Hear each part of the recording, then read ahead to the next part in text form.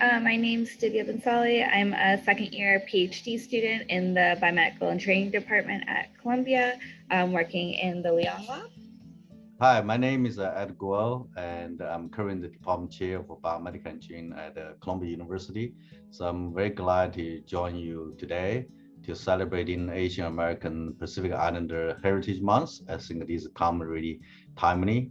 And Divya, also thanks very much for your outstanding work in the department diversity, equity, and inclusion committees. Really, you guys have done a lot of work, and happy to talk to you today. So, Dr. Guo, I wanted to start off by asking where you're from. So I'm originally from mainland China, so I'm Chinese. So if you look at my face, I think it's very difficult to mistaken. And so I have interesting, I have done 23andMe. I think the 23andMe are more refined now. I'm just purely Chinese and nothing else. So I grew up in China. I was born in south of China in a city called Changsha in Hunan province. Then I went to Beijing to do my undergraduate study in Peking University, and then come to States in 1988, many years ago. Really interesting. So how did you become interested in STEM and in biomedical engineering? Well, I think I am always a nerd since high school. So I was always very interested in the science. And then so when I went to the college, I think that's just, that's just what it is. And also in mainland China, many years ago, it's very regimented. So therefore, you are either on science or liberal arts. You decided on in high school already. So in terms of determination to STEM, it's like, okay, you're science or you're liberal arts. But as time going on in my undergraduate, in the senior year, that's where I begin to moving into the biomedical engineering area. I think probably is the influence of my background. My dad is a physicist, and my mom is a pathologist. So therefore, I have kind of a influence of both from the science part and also medicine. So that's where I started as an undergraduate in Peking University. I was interested in the biomechanics. Then that's really, the rest is the history. Can you tell us about your experience at Columbia University? Well, I joined Columbia University in 1996 as an assistant professor at that time, before the department was in the Department of Mechanical Engineering. Essentially, that's a first real job I have, and then I stayed. I think I have to say, my career has developed in here, and I'm just so proud to be part of the building process of the department. And also now we really have one of the top biomedical department in the country, and I'm just so glad to be part of it.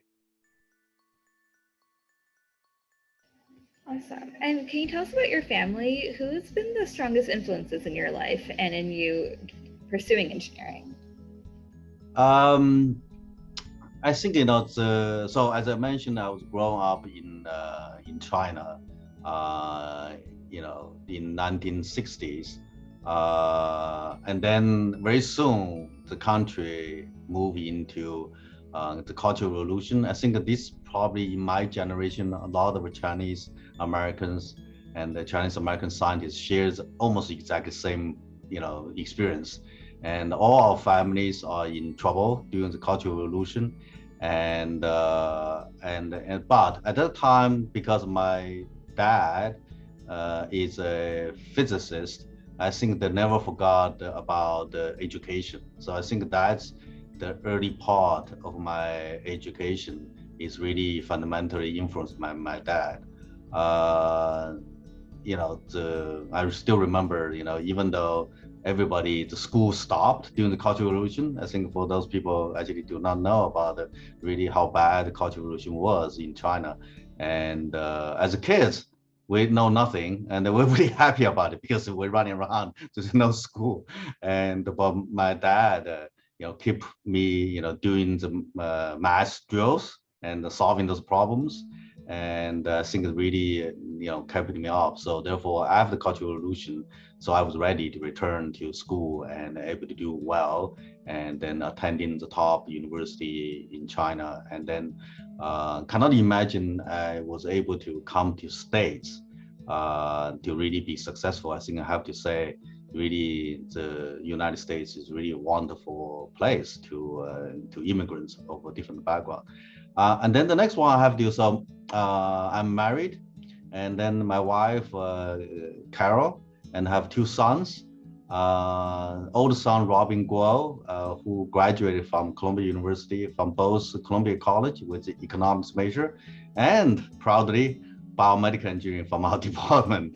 And so he currently working for McKinsey, and but he just want to move, just found a new job in the game industry, going to move into Los Angeles very soon. I think that that's his dream to move quite away from us, out of New York, because he grew up in New York City. And my youngest son is a sophomore, and he's going to be a rising junior in our department of biomedical engineering as well. I did not really push them too hard. So if you think about tiger mom or tiger dad of the typical of Asian parents, so we did not push them that hard. But I'm glad actually they're choosing to be here. Of course, this is really all behind my wonderful wife, Carol, and because I cannot take any credits for educating these two wonderful boys. And so she is also an engineer, so she actually got a PhD from Harvard in applied mechanics, and we moved to New York, and she sacrificed her own career and moved into completely different field, into financial industry, but she's doing fantastically, and moving up in the bank industry, and she has been earning more money than I do all the time, so even now. And what's been your experience as an Asian American academic professional in STEM? That's a very, very interesting question. I think Divya, how many times you have, right? Quite honestly, when I first come to US as a first generation immigrants, we probably share the same thing, right? We did not really thinking too much about it, because this is a foreign country to us. And then we just say, okay, I need to learn the language, and then I needed to study. That's really the focus. We really focus on just improving yourself, and then believe if you do well, and then they will give you opportunity.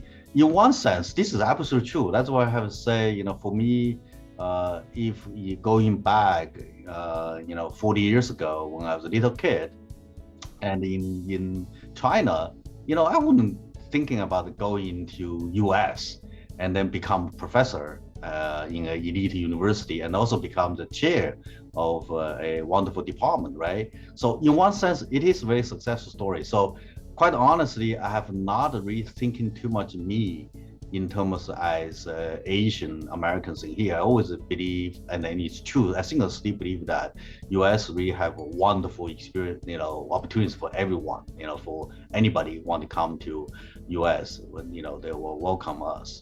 And it's really until recently, and then I begin to pay notice. And then I also have a first time I'm in this country, I faced, anti-Asian racism.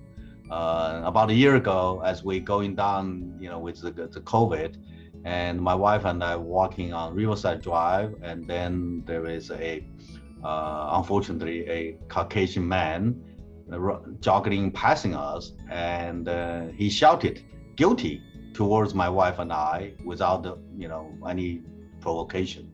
And we were totally surprised. I mean, I was just surprised. At first, I didn't understand what they mean. And then when he passed by me, then I realized, oh, he blamed me for the COVID, right? So that's really the first time I realized, this is really really, really something I could not see happens in New York City. Then, thinking back, I do see it's not a big problem before, but the pieces are there, right? Even thinking, my experience, but before I was just not really willing to standing up for it, right? For example, I can tell you, what I had one experience when I was in the NH study section review grants, and then one of the panelists was using the term which I feel uncomfortable, and but I did not stand out to really confront this person. I did talk to the grants officer afterwards, and I say, the words actually have nothing to do with us. Why need to bring in the terms about the Chinese in here? And then I think, this prejudice against Asian Americans, say, you're a good scientist, and then, but you're not a leader. That one definitely, it is very pervasive. I think it's a lot of places you have it here. So you can do very good science, but you're not necessarily a leader quality. And then I even see a very close friend who is a major society president at the time, actually told me in private, say, your Chinese are very good, in doing the bone research, but you don't have the leadership qualities. So I think recently, I think it's really the anti-Asian racism violence, as well as we're looking back, and we have a lot of work to do. I think, one thing I'm thinking very hard, it is something, I think it's beyond just Asians, just broad broad racism is something we need to begin to look at the culture for accommodating for everybody, and also looking for people different, diversity. So in diversity, I have to say, just taking my son as an example, right? So they're both born in here. They're fully, American. I'm American too, so I'm a naturalized citizen. But I think, although other Asians have facing this, this situation, right? People asking, where are you from? Where are you really from, right? And unfortunately for my sons, they still probably need to facing that. I think that's unfortunately. I think that's what I think we need to begin to change, is such that everybody is American, everybody is welcome, and then we should celebrate it, each one differently. I mean, naturally, when we are part of a biological system, and then it's very, very natural for us biologically see something differently, and then you're kind of tighten up, because that's a natural response. But in the meantime, I think we needed working hard on that. Is like, say, the differences is good. We have different people, they have different face, different color, and different background. Those are making the societies rich in experience. I think that's what I would like to also see in our department, and also beyond, is celebrating individual excellence, and celebrating individual diversity, different background. Everybody is unique, and everybody should have equal opportunity. So I think now we realize we have a lot of work to do, and I'm very proud. I was part of the faculty. Now we organized and supported by the university. We formed the Columbia University Asian Faculty Association, and we're going to working with the university very closely for the issues of and Asian racism violence, as well as promoting and then also helping Asian faculties to achieving, not just academic research excellence, and also, breaking, we call it the bamboo ceiling, to elevate them into leadership at Columbia, as well as other universities as well. That sounds like a really amazing initiative. So what does AAPI Heritage Month mean to you?